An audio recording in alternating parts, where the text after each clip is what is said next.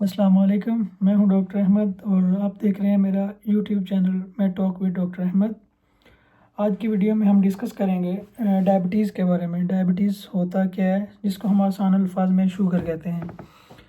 Sugar basically जिस समय sugar का बढ़ जाना, इससे मुराद ये होता है कि आपके ब्लड में जो है वो ग्लूकोज लेवल का बढ़ जाना, जिसको हम मेडिकल टर्म में हाइपरग्लाइसीमिया कहते हैं और आसान अल्फाज में शुगर या डायबिटीज़ कहते हैं।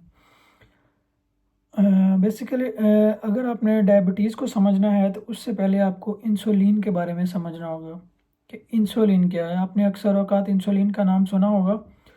इंसुलिन बेसिकली हमारे बॉडी में एक हार्मोन है जो कि एक पेंक्रियाज ऑर्गन रिलीज़ करता है, जिसका काम ग्लूकोज लेवल को ब्लड में मेंटेन रखना है, ग्लूकोज को ब्लड में बढ़ने से रोकना है।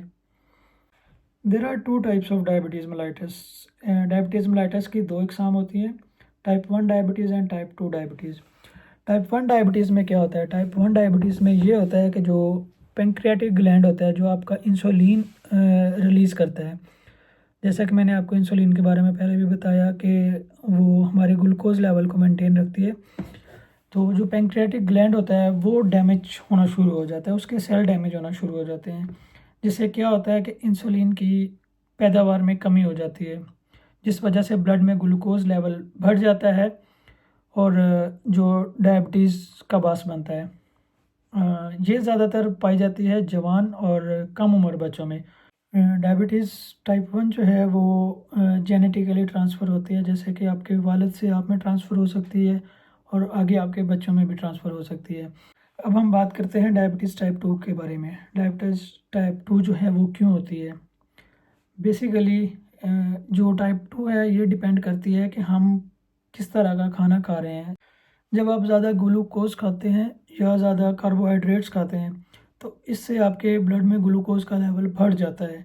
फिर आपके ब्लड में ग्लूकोज़ के लेवल को मेंटेन करने के लिए पेंक्रियाटिक ग्लैंड जो है वो इंसुलिन की पैदावार को बढ़ा देता है, वो उसको ज़्यादा रिलीज़ करना शुरू कर देता है, जिससे वो इंसुलिन क्या करता है, इंसुलिन हमारे ब्लड से जो हमारी ज़रूरत से ज़्यादा ग्लूकोज़ होता है वो लेके वो फैट टिश्यूज़ जो होते हैं बॉडी में उनमें फेंकना शुरू कर देता है, उसको उनमें स्टोर करना शुरू कर देता है, जिससे कि हमारे ब्लड में ग्लूकोज़ का जो लेवल होता है वो मेंटेन हो जाता है, वो कंट्रोल हो जाता है। जब फैट सेल्स या चर्बी बहुत ज़्यादा हो जाती है तो जिस्म में जो इंसुलिन होती है वो अपना काम ठीक से नहीं कर पाती और जो खून में ग्लूकोज़ के लेवल को मेंटेन करने में फ़ेल हो जाती है।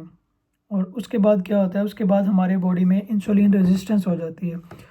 इंसुलिन रेजिस्टेंस के नतीजे में क्या होता है कि जो हमारे पेंक्रियाटिक ग्लैंड होता है वो ज़्यादा से ज़्यादा इंसुलिन सिक्रीट करनी शुरू कर देता है, जो कि ठीक से काम भी नहीं कर पा रही और उसकी मकदार भी ज़्यादा से ज़्यादा होती जा रही है, जिसके नतीजे में क्या होता है कि जो पेंक्रियाटिक ग्लैंड के अपने सेल्स होते हैं, जो इंसुलिन सिक्रीट कर रहे होते हैं, वो खुद ही डैमेज होना शुरू हो जाते हैं। और जब वो खुद डैमेज हो जाते हैं तो उसके नतीजे में इंसुलिन की मकदार कम होना शुरू हो जाती है।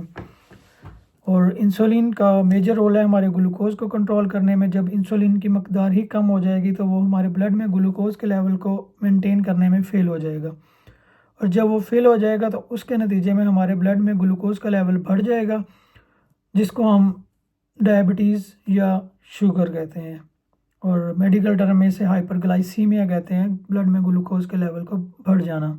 और फिर जब इंसुलिन आपके जिस्म में पेंक्रियाटिक ग्लैंड जो रिलीज़ कर रहा था वो कम हो जाती है, तो फिर उस सूरत में आपको बाहर से इंसुलिन देना पड़ती है, जो कि शुगर के पेशेंट मोस्टली यूज़ करते हैं इंसुलिन।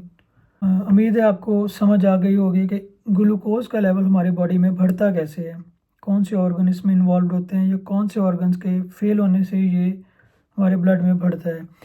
और नेक्स्ट वीडियो में इंशाल्लाह हम आपको डायबिटीज़ की अलामात और फर्दर ट्रीटमेंट और इसका डाइट प्लान बताएंगे कि कौन से प्लान को आप फॉलो करके इस बीमारी को कंट्रोल में रख सकते हैं।